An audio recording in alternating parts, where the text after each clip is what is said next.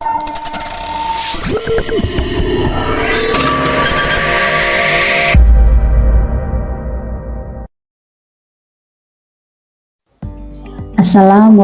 warahmatullahi wabarakatuh.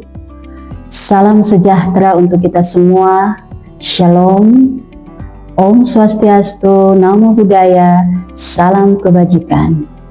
Saya Lisa Marce Sahetapi, dosen tetap program studi pendidikan luar sekolah, Fakultas Keguruan dan Ilmu Pendidikan Universitas Patimura. Salah satu persyaratan sertifikasi dosen gelombang 1 tahun 2025 dengan menampilkan video pembelajaran khususnya pernyataan diri atau PDD UKTPT. Mata kuliah pendidikan anak usia dini non formal merupakan salah satu mata kuliah keahlian pada program studi kami dengan bobot 2 SKS. Berikut deskripsi mata kuliah.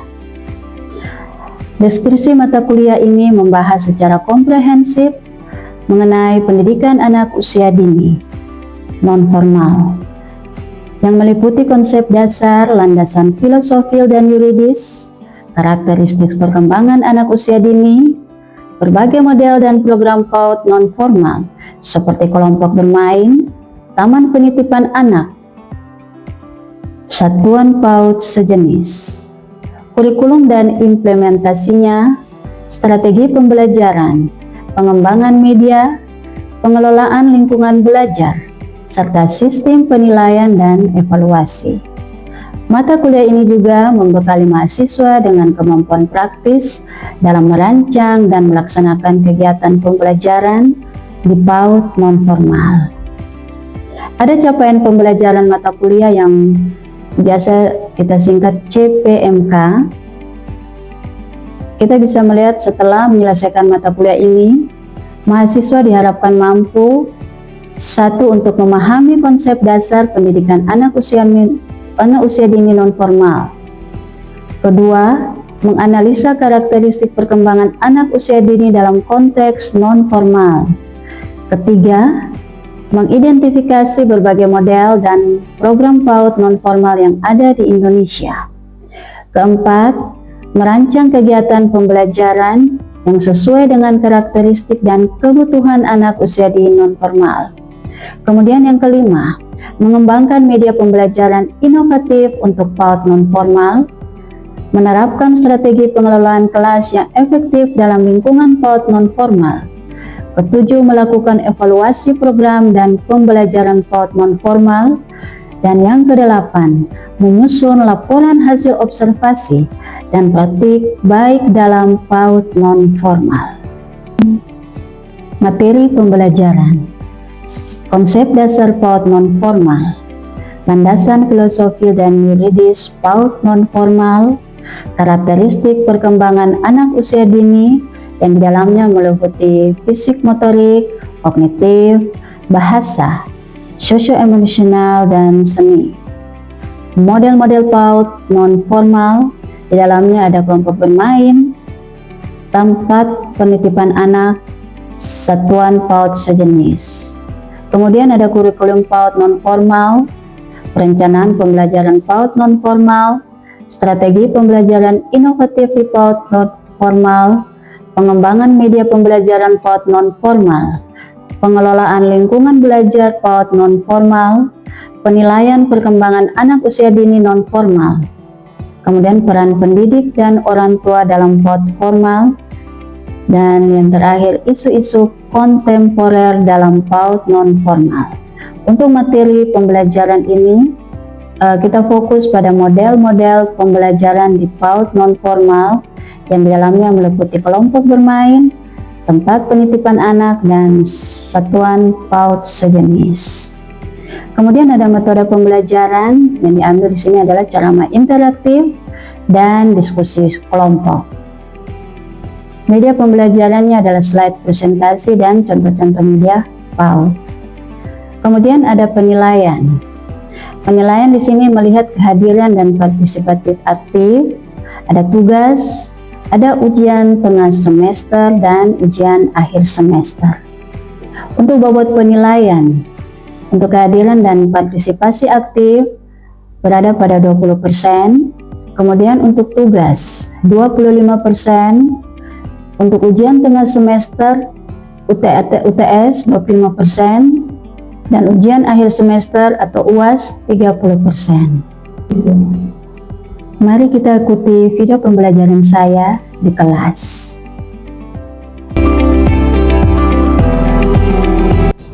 Assalamualaikum warahmatullahi wabarakatuh.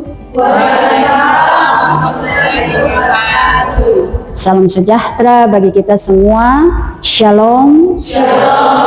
Oke, hari ini kabarnya bagaimana? Baik ya, tetap semangat, sehat selalu ya. Oke. Sebelum kita memulai akan mata kuliah di hari ini, saya mengajak kita diam sejenak, kita berdoa menurut agama kita masing-masing. Kita berdoa mulai. Berdoa selesai, ya kita Ibu ambil absen dulu ya. Ya, Ibu. Listra, hadir Ibu. Wasandi, hadir Ibu. Yasran, hadir Ibu.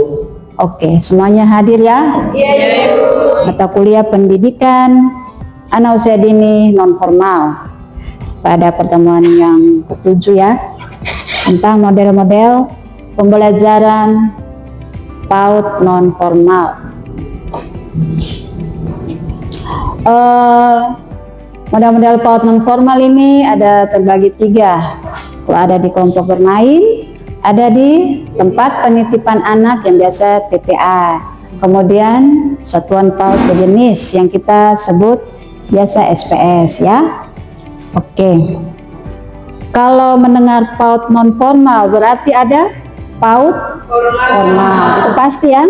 Kalau PAUD non formal itu ada apa-apa saja?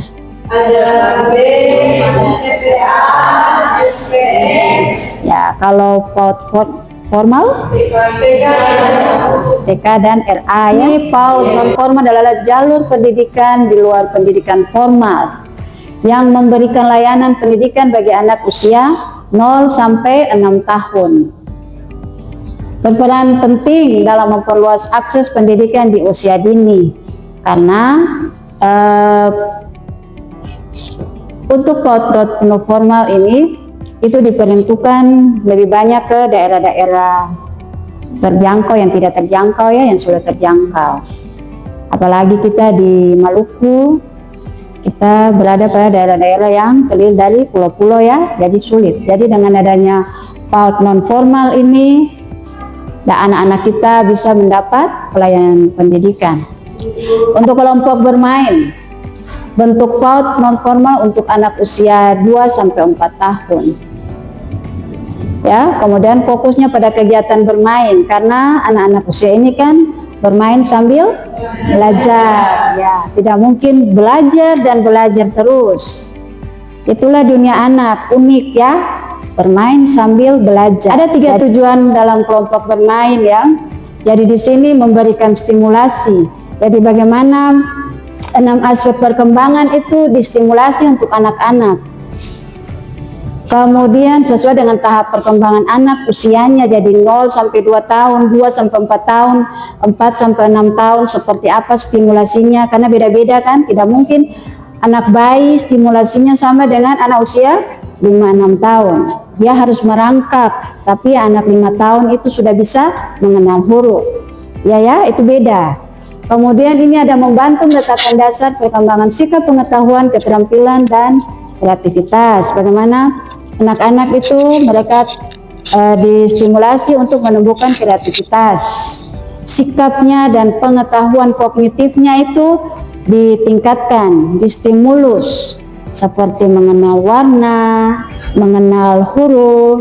Nah itu ya, perubahan sikap. Sikap yang tadinya tidak bisa duduk tanpa ditemani papa mama, dia sudah mampu beradaptasi di sekolah itu, dan itulah bersosialisasi dan beradaptasi dalam lingkungan.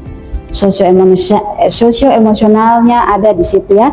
Jadi ada 6 aspek perkembangan yang anak-anak PAUD harus distimulasi. Ada 6 aspek, itu apa-apa saja? Bahasa, moral, fisik motorik, kognitif. Oke. Jadi semua itu satu kesatuan yang tidak bisa dipisahkan. Satu hari anak beradaptasi di sekolah, kita bisa melihat, oh kognitifnya ada, bahasanya ada. Bahasanya kan mereka berbicara kan. Nah, kemudian sosial emosional mereka berinteraksi, bermain. Kemudian kalau kognitif, pengetahuan, berarti mereka mengenal guru, bisa angka dan sebagainya ya. Kemudian untuk seni,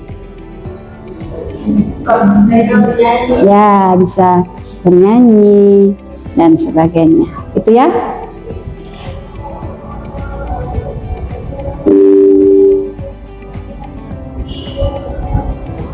Enam aspek perkembangan itu juga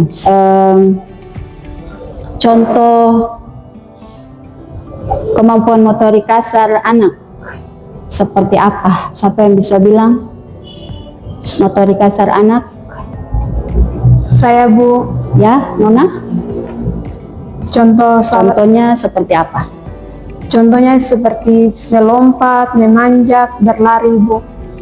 Motorik kasar ya? Iya, selain itu juga ada motorik halus. Siapa yang bisa bilang untuk saya motorik halus contoh-contohnya apa sih?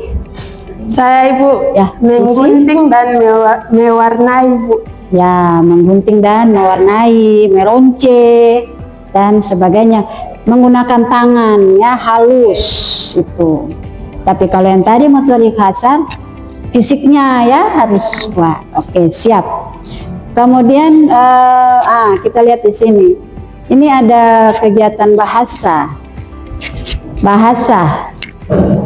Kalau bahasa itu bercerita, ya. Apalagi? Nyanyi. Apalagi? Baca buku gambar, mendongeng, itu ya. Kalau nilai-nilai moral untuk anak usia dini, contohnya seperti apa? Siapa yang bisa bilang? Eva? Berdoa. Apalagi? Membaca Alkitab, Ibu. Membaca Alkitab. Baca Al-Quran, Ibu. Nah, banyak tuh. Apalagi? Sholat, bangun pagi berdoa dan sebagainya, sehingga anak-anak kecil itu dibiasakan, ada pembiasaan bangun pagi berdoa, mengucap syukur. Setiap hari ke sekolah, cara sholatnya diajarkan kan. Nah, seperti itu contoh-contoh, sehingga 6 aspek perkembangan itu tidak bisa dipisahkan. Kemudian kita pindah pada penitipan anak. Di sini bentuk PAUD formal yang menyelenggarakan program pendidikan sekaligus pengasuhan ya bagi anak usia 0 sampai 6 tahun. Waktu layanan lebih panjang mengikuti jam kerja orang tua. Kenapa di sini ada pengasuhan? Makanya saya lihat, coba anak-anak lihat gambar di sini. Anda lihat apa di situ? Ada apa? Ada apa? Anak ada bermain. Kemudian ada apa ini? Box bayi kan? Ya.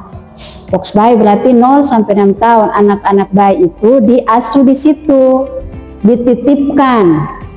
Itu biasanya untuk anak-anak yang orang tuanya bekerja, yang bekerja dari pagi sampai malam, sehingga dititipkan di situ. Dititipkan di situ bukan berarti hanya sekedar titip seperti barang, tidak ya. Tetapi dititipkan itu dijaga oleh pengasuh-pengasuh yang profesional, yang sudah dilatih, sehingga mereka harus menstimulasi bayi-bayi itu sesuai dengan tahap usia mereka. Jadi bukan saja dibawa, ditaruh di jam makan, jam mandi, tidak, tapi diberi stimulasi dari 6 aspek perkembangan itu. Seperti sekolah, ini juga termasuk sekolah ya, tapi ini lebih dititikberatkan pada pengasuhan anak-anak yang orang tuanya bekerja. Tujuannya apa? memberikan layanan pengasuhan dan pendidikan holistik, terutama bagi orang tua yang bekerja, gitu kan? Kalau di Ambon di sini TPA di mana? Stain, di apa lagi? Waihao. Nah, itu. Tetapi beda ya, kalau di Ambon kotanya kecil. Jadi jarak untuk orang tua pulang dari kantor ke rumah, jam istirahat misalnya mereka bisa pulang. Tetapi kalau di kota-kota besar itu kan tidak bisa, macetnya dan segala macam Anda pasti tahu, sehingga membuat orang-orang tua menitipkan anak di tempat penitipan anak. Itu ya, itu fungsinya, tujuannya itu. Kemudian memastikan anak mendapat stimulasi berkelanjutan terhadap seluruh aspek perkembangan. Itu ya. Jadi seluruh perkembangan, makanya saya tadi bilang tidak dititipkan seperti barang saja, tetapi diberi stimulasi sesuai dengan tahap-tahap perkembangan, dan itu dibayar ya, dibiayai itu semua. Oke? Contoh-contoh penitipan anak, ada yang bisa tahu? Saya Ibu. Jasran, seperti apa? Seperti rutinitas harian, contohnya seperti rutinitas makan bersama. Makan bersama. Ada juga Siapa yang makan bersama? anak-anak Semua. ya Ibu, dan seperti juga kayak cerita seperti tidur siang untuk usia anak-anak. Ada jadwalnya ya? Ya Ibu. Ya. Ada juga mandi atau ganti popok untuk bayi-bayi. Bayi-bayi. Ada yang juga itu sekalian juga bisa disisipi bagi anak-anak dengan interaksi edukatif bagi anak-anak. Itu stimulus ya? Iya Bu. Oke, ada contoh-contoh yang lain lagi yang Ada, bisa Ibu. di... Oke, Cynthia. Yaitu kegiatan kelompok seperti bernyanyi, membaca cerita, bermain peran, atau kegiatan seni sederhana secara bersama-sama. Jadi anak-anak bermain peran ya, Cynthia. Jadi bermain peran dan sebagainya itu merupakan perkembangan apa? Bahasa. Itu jelas ya, bahasa ya. Ya Ibu. Kemudian dalam kegiatan-kegiatan berkelompok, kan biasanya di TPA ada anak-anaknya kan bermain berkelompok, walaupun ada yang sendiri tetapi lebih banyak berkelompok. Itu contoh-contohnya apa? Ada yang bisa bilang?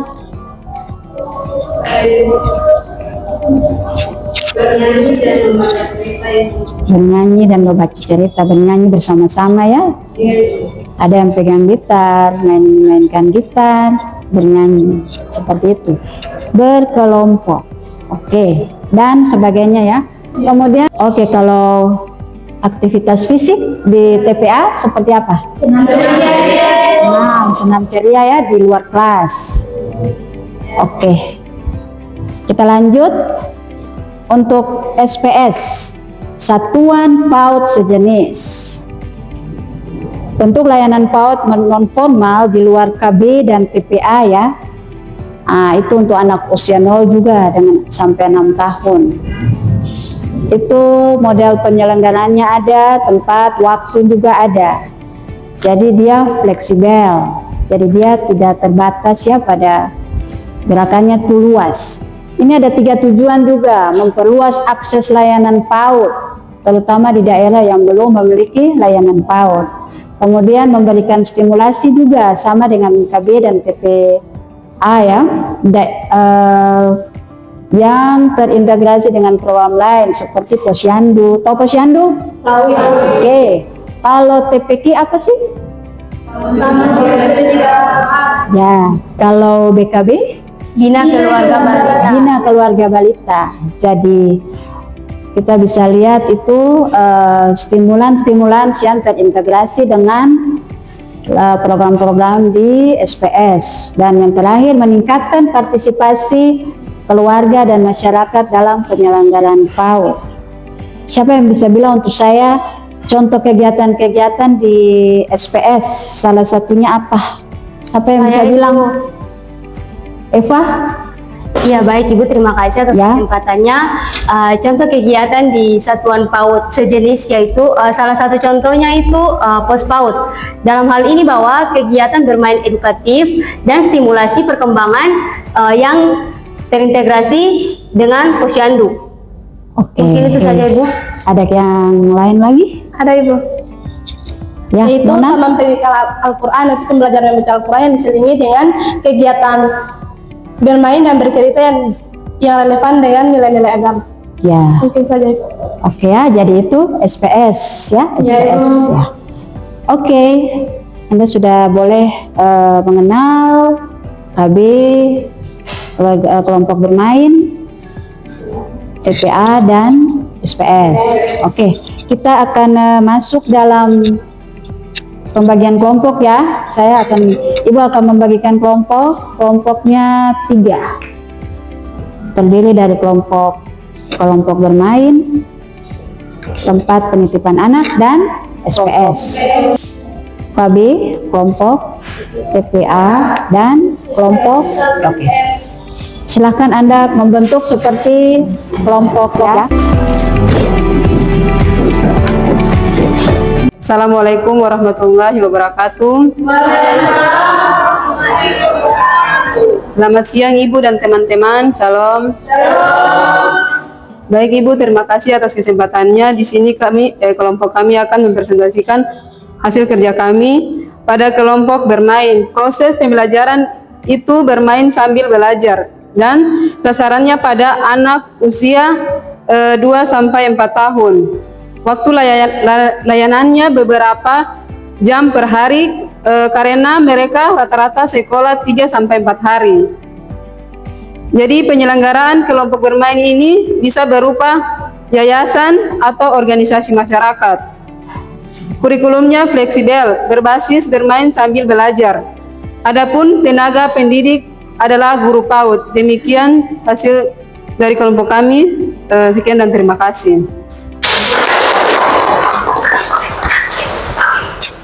Baik Ibu dan teman-teman, di sini dari kelompok kami akan mempertanggungjawabkan hasil kerja kami, yaitu tempat penitipan anak. Nah, sedangkan untuk tempat penitipan anak, fokus utamanya itu pendidikan dan pengasuhan. Nah, di situ juga ada sasaran pada bayi dari usia 0 sampai 6 tahun, dan ada juga waktu layanannya. Waktu layanannya itu begitu panjang mengikuti jam kerja orang tua. Ada juga penyelenggaraan tempat penitipan anak ini bisa berupa yayasan atau organisasi masyarakat. Ada juga pengasuhan tenaga pendidik, yaitu guru PAUD atau guru yang sudah pengasuhan yang sudah dilatih secara profesional. Terus ada juga kurikulum. Nah, kurikulumnya itu terintegrasi dan pendidikan dan pengasuhan. Mungkin itu saja yang dapat saya jelaskan. Sekian dan terima kasih. Baik, terima kasih atas kesempatan yang diberikan kepada kami. Di sini kami akan membahas tentang satuan PAUD sejenis. Fokus utama kami yaitu pada satuan PAUD sejenis atau SPS. Ini pendidikan terintegrasi dengan program lain atau kreativitas lokal. Sasarannya pada anak usia 0 sampai 6 tahun. Waktu layanan sangat fleksibel sesuai kebutuhan komunitas. Nah, ada juga penyelenggaraan pada masyarakat, kelompok keagamaan atau posyandu dan lain sebagainya.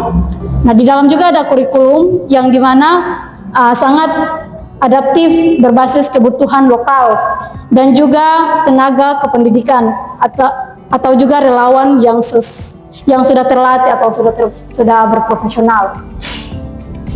Demikian presentasi kami, kembalikan kepada Ibu. Ya, untuk kelompok bermain saya masukkan sedikit. Itu usia 2-4 tahun, 4-5 tahun, 5-6 tahun. Jadi di kelompok bermain itu ada TKA, TKB. 5-6 tahun TKA dan 4-5 TKB ya, gitu. Jadi jangan lupa 6 tahun jadi secara fleksibel. Dan untuk TPA itu pengasuhan itu bisa perorangan juga ya, pengelolanya begitu juga dengan KB. Itu yang bisa Ibu berikan untuk memperlengkapi itu. Dan untuk mengakhiri diskusi ini mungkin ada yang bisa buat kesimpulan dari topik kita di hari ini. Ada Ibu. Oke Indah, silahkan. Ya Ibu. Baik, sebelumnya terima kasih atas kesempatannya. Jadi pada kesimpulan kita pada materi hari ini itu yang pertama itu model-model PAUD non formal sendiri itu terbagi atas 3 model. Yang pertama itu KB, di mana KB itu adalah kelompok bermain, kemudian itu TPA, tempat penitipan anak, serta SPS, satuan PAUD sejenis. Di sini juga dalam memiliki di antara ketiga ini memiliki peran yang sangat vital dalam menyediakan akses pendidikan anak usia dini yang fleksibel dan relevan dengan kebutuhan yang masyarakat. Meskipun memiliki karakteristik dan fokus yang berbeda, ketiganya saling melengkapi dalam upaya optimalisasi tumbuh kembang anak. Kemudian itu pemahaman yang mendalam tentang masing-masing model ini penting bagi pendidik dan praktisi PAUD untuk dapat memilih, mengembangkan dan mengimplementasikan program yang paling sesuai dengan konteks dan potensi komunitas. Dengan demikian, setiap anak usia dini memiliki kesempatan yang sama untuk mendapatkan stimulasi yang berkualitas terlepas dari latar belakang sosial, ekonomi, ataupun geografis mereka. Mungkin itu kesimpulan yang dapat saya sampaikan. Terima kasih. Baik, makasih Indah. Semua bisa aplaus untuk Indah. Iya. Jadi itu kesimpulan akhir dari mata kuliah kita di hari ini, pertemuan ke-7 tentang model-model pembelajaran PAUD non formal. Ya, kita akan ketemu di minggu depan dengan ujian semester ya, PS. Harap semua hadir.